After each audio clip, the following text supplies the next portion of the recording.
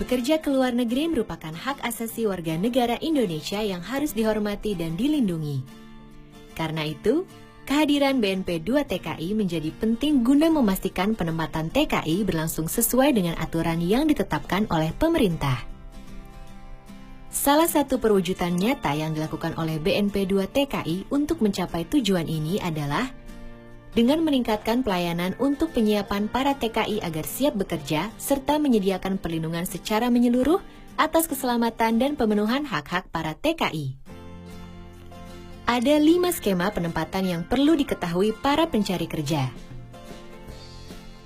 Penempatan yang dilakukan oleh pemerintah dikenal dengan Government to Government atau G2G.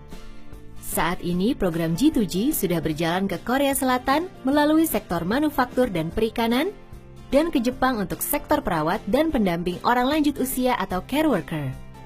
Program ini sangat banyak diminati para pencari kerja. Government to Private atau G2P. Di sini para TKI akan ditempatkan oleh negara melalui perusahaan asing di negara penempatan. Program ini sudah berjalan dengan perusahaan elektronik di Malaysia.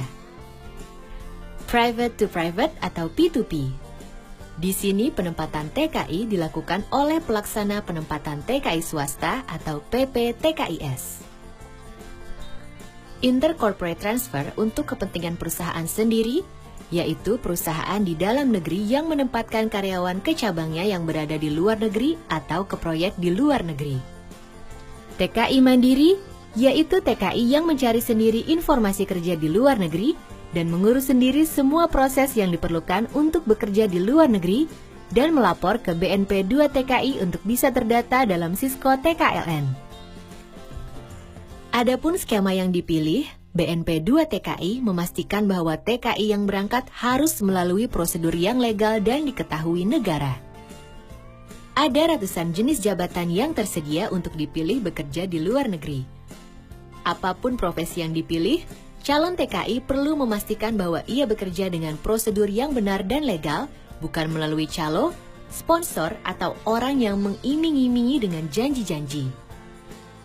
Prosedur yang benar adalah dengan mendatangi kantor Dinas Tenaga Kerja setempat dan kantor BNP 2 TKI di seluruh provinsi oleh BP 3 TKI, LP 3 TKI, dan P4 TKI di kabupaten-kabupaten kantong TKI.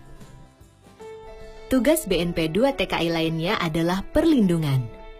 Ini berarti menjamin bahwa setiap TKI yang bekerja di luar negeri dapat dilindungi secara hukum, baik keselamatannya maupun hak-hak yang dimilikinya. Untuk itu, persiapan-persiapan telah dilakukan sejak sebelum mereka berangkat. BNP 2 TKI menetapkan berbagai persyaratan administrasi berupa berbagai dokumen dan data diri yang harus dipenuhi TKI agar bisa berangkat bekerja di luar negeri. Persyaratan ini bukan untuk menyulitkan para TKI, namun justru penting untuk menjamin bahwa mereka nantinya akan bisa tetap terlindungi saat bekerja di luar negeri, karena persyaratan administrasi itu nantinya akan digunakan untuk keperluan-keperluan yang penting bagi perlindungan TKI sendiri. Misalkan proses pendataan sehingga setiap TKI terdaftar dalam database BNP 2 TKI, sehingga mudah diketahui status dan keberadaannya, atau proses pembuatan kontrak kerja sehingga deskripsi pekerjaan TKI jelas dan hak serta kewajiban mereka tercantum secara hitam di atas putih.